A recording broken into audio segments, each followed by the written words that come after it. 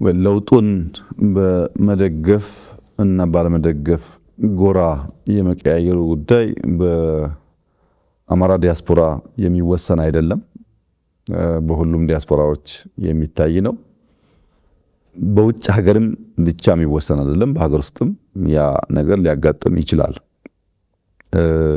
ሰዎች በተለያየ ምክንያት ጎራቸውን ይቀያየራሉ። እኔ የሚመስለኝ በሶስት ዋና ምክንያቶች ጎራ መቀያየሮች ያጋጠሙ ይመስለኛል። አንደኛው የተሳሳተ ስሌት የነበራቸው ግለሰቦች ናቸው። ልክ ለውጡ ሲመጣ አንተ ባህር ዳር ተቀምጠህ የሆነ ጉዳይ ጽፈህ ሊሆን ይችላል፣ ተናግረህ ሊሆን ይችላል። እኔ እዚህ አዲስ አበባ ሆኜ የሆነ ነገር አድርጌ ሊሆን ይችላል። አንዱ ናይሮቢ ሆኖ የሆነ ነገር አድርጎ ሊሆን ይችላል። ሁሉም ሰው ይሄን ለውጥ የጀመርኩት ያመጣሁት ያዋለድኩት እኔ ነኝ ብሎ አምኗል። ብዙ ግለሰቦች ያሉበት ሁኔታ አጠቃላይ ለውጡን መርቶ ከአንድ ጫፍ ለማድረስ የሚያስችል አለመሆኑ በግልጽ የሚታይ ቢሆንም ግን አምነዋል። ሰዎቹ እኔ ነኝ የዚህ ለውጥ ባለቤት፣ እኔ ታስሬ፣ እኔ አገር ተሰድጄ፣ እኔ እንደዚህ ሆኜ ያመጣሁት ይሄን ለውጥ እና ይሄ የመጣው ለውጥ እኔ በማስበው መንገድ መሄድ አለበት። ከተቻለ ምነክስ፣ ካልተቻለ ደግሞ ማነክስ መሆን አለብኝ የሚል እምነት ያመኑ ሰዎች የተጋባባቸው ግለሰቦች ነበሩ። እነዚህ ግለሰቦች ለውጡ የብዙ ሰዎች ጥረት፣ ብዙዎች ዋጋ የከፈሉበት፣ በብዙ ድካም የመጣ እነዚያን ሰዎች በማስተባበር የሚመራ እንጂ የግለሰቦች ፍላጎት ለማሳካት የሚፈጸም አለመሆኑን ሲረዱ ሞክረው ሲያቅታቸው አውቶማቲካሊ የጎራ ለውጥ አሳይተዋል። መጀመሪያ ሮጦ መምጣት፣ ለመቀላቀል መሞከር፣ እንደፈለጉት ነገር እንደሚሄድ ማሰብ ሁኔታ ነበራቸው። ያ አልሆነም።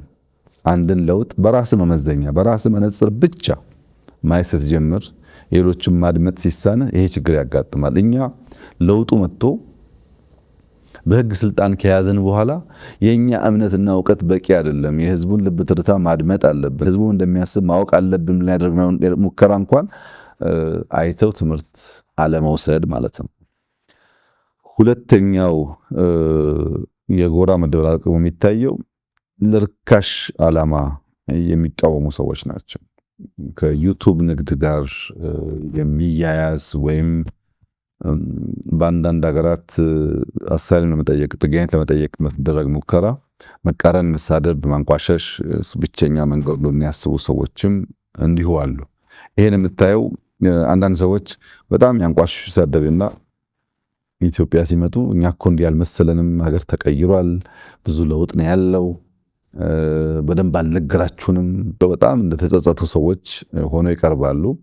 ሄዶ ደግሞ ትንሽ 6 ወር 8 ወር ሲቆይ የግድ ገንዘብ ጥቅም ስለሆነ መልሶ ያ ባህሪ ሲያገረሽ ታያለ። እንደነዚህ አይነት ሰዎች አሉ። በሶስተኛ ደረጃ ግን እውነተኛ ጥያቄ ያላቸው ሰዎች ደግሞ አሉ።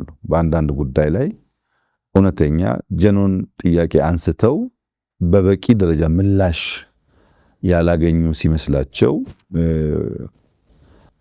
እንደዚህ አይነት ስሜት የሚሰማቸው ሰዎች አሉ። ያ የኛም ድክመት ያለበት ሊሆን ይችላል። እና የተለያየ ጎራ ነው፣ በአንድ ካታጎሪ የሚወሰድ አይደለም። መንገዳቸው ምን ይሁን፣ እንዴት ቢቀጥሉ ይሻላል ላልከኝ፣ ያው እውነተኛ ጥያቄ ያላቸው ቀርብ ብሎ ማየት ነው። ይምጡ፣ ይመልከቱ፣ ይጠይቁ፣ አብሮ ይስሩ። ለውጥ ዳር በመቆም ብቻ አይሳካም። መሳተፍ ይፈልጋል። ወንዝን ለመሻገር አብሮ መዋኘት እንጂ ውሃውን ዝም ብለህ ብትወቅሰው አይበጅም፣ አይጠቅምም። ስለዚህ ኑ አብረን እንዋኝ። በዋና ውስጥ በጣም ብዙ ፈተና ይኖራል። በዛ ሂደት ውስጥ ነው ትክክለኛውን ነገር የምታገኙት ብዬ ነው መክረው። በተሳሳተ መልኩ በተሳሳተ ስሌት ውጤቱን የገመቱ ሰዎች የኢትዮጵያ ነባራዊ ሁኔታ ያኔ ብቻ ሳይሆን አሁንም የተገነዘቡ አይመስለኝም። የኢትዮጵያ ነባራዊ ሁኔታ መገንዘብ፣ ዘመኑን መገንዘብ ያስፈልጋል። አንተ እንኳን በምታውቀው ከለውጡ ዓመት 2 ዓመት በፊት ኢትዮጵያ ውስጥ የዳታ ፔኔትሬሽን የዳታ ስፋት ውስን ነው። ብዙ ሰው አብዛኛው መረጃ የሚያገኘው ከናሽናል ሚዲያ ነው። ብዙ ሚዲያዎች አልነበሩም። ስልክ እንዳሁን ኢንተርኔት በበቂ የለውም።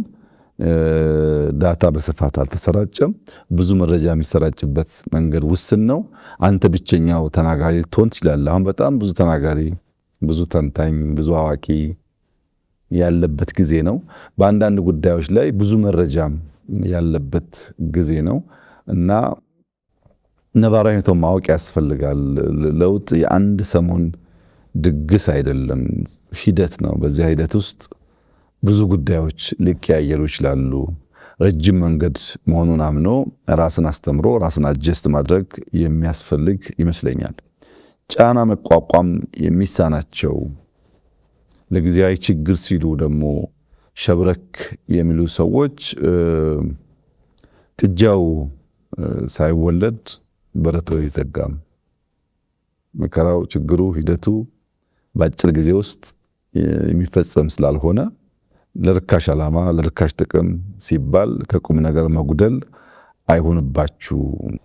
ታሪክ መስራት የሚያስችል ሁኔታ ካለ ለዚያ መሄድ፣ ያም ካልተቻለ ደግሞ ከታሪክ ቀኝ መቆም እንጂ ላነሰ ለወቅታዊ ችግር ሲባል ብርታት በማጣት አቋም በማጣት የሀገርን ጥቅም በመወላወል ማሳጣት ጥቅም አለው ብዬ ብዙ አላምንም። በዚህ መንገድ ቢኬድ ይሻላል ብዬ አስባለሁ። ስራው እስከተሰራ ድረስ ውጤት እስካለ ድረስ የሰው ልጅ የማየት የማመዛዘን አቅም እስካለ ድረስ እውነታው እየተገለጠ መሄዱ አይቀርም ብዬ አምናለሁ።